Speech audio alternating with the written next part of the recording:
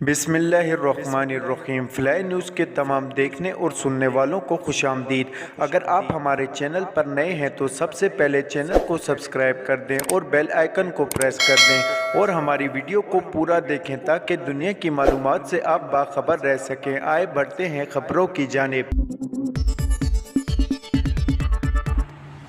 पंजाब के निगरान वज़ीर-ए-आला के मामले पर हुकूमत और अपोजिशन में डेडलॉक बरकरार है और दोनों पार्लिमानी कमेटियों की जानिब से किसी नाम पर इत्तफाक राय न हो सका।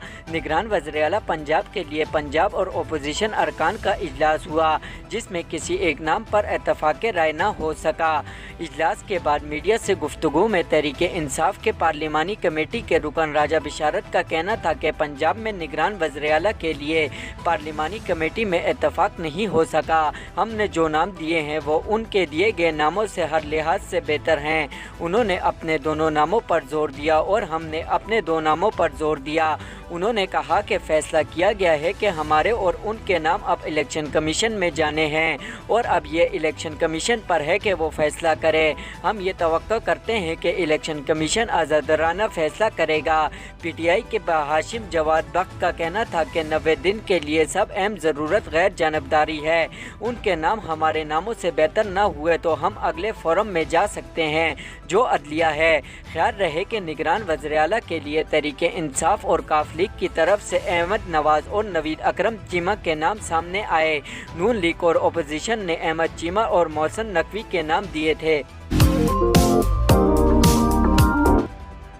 इंसदादे दहशतगर्दी अदालत ने पाकिस्तान तहरीक इंसाफ के रहनुमा अली ज़ैदी की ज़मानत की दरख्वास्त मंजूर कर ली।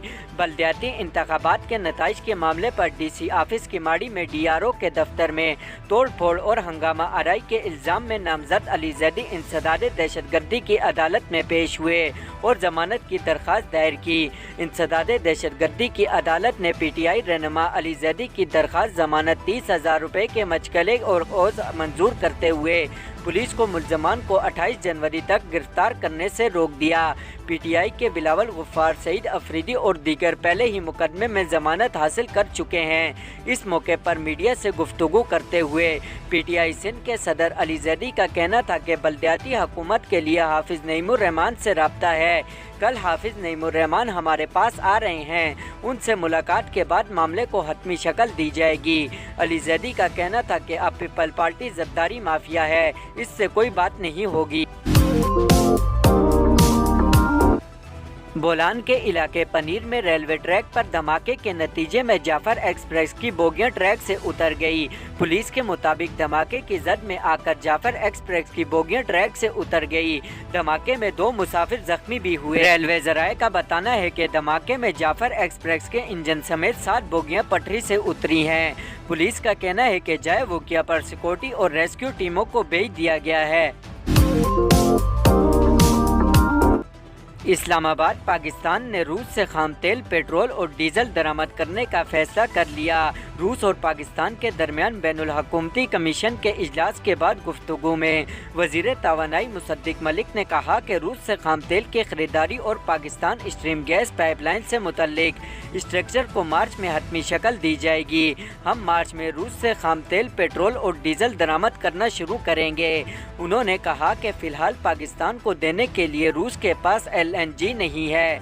पाकिस्तान रूस से अपनी मजमूई ज़रूरत का 35% खाम तेल दरामद करना चाहता है। दूसरी जानिब गैर मुल्की खबर रिसाल एजेंसी के मुताबिक पाकिस्तान में बैनुल हुकूमती कमीशन के इजलास में मौजूद रूसी वज़ीर तवानाई ने कहा कि दोनों मुल्कों के दरमियान फैसला किया गया है कि रूस पाकिस्तान को मार्च के आखिर तक खाम तेल एक्सपोर्ट। राइटर के मुताबिक रूसी तवानाई की खरीदारी पर पाकिस्तान दोस्त ममालिक की करेंसी में अदायगी करेगा।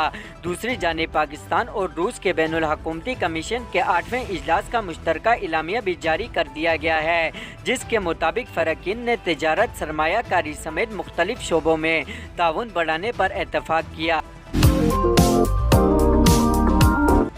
वफाकी तहकीकाती एजेंसी FIA के डायरेक्टर जनरल DG को मोनस इलाई की एहलिया को बैरून मुल्क जाने से रोकने पर लेने के देने पड़ गए।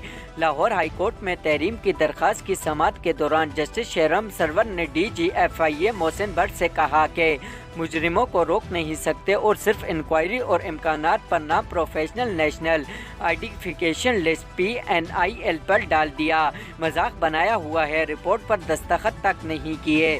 ये लिस्ट इश्तिहारियों के लिए है। नजर आ रहा है कि ये सब सियासी बुनियादों पर नौकरी करना चाहते हो या सियासत। इस मौके पर DGFIA मोहसिन भट्ट ने कहा कि वो अदालत से माफी चाहते हैं, जिस पर जस्टिस शेहराम ने कहा कि पहले तहरीरी जवाब जमा करवाओ फिर देखेंगे।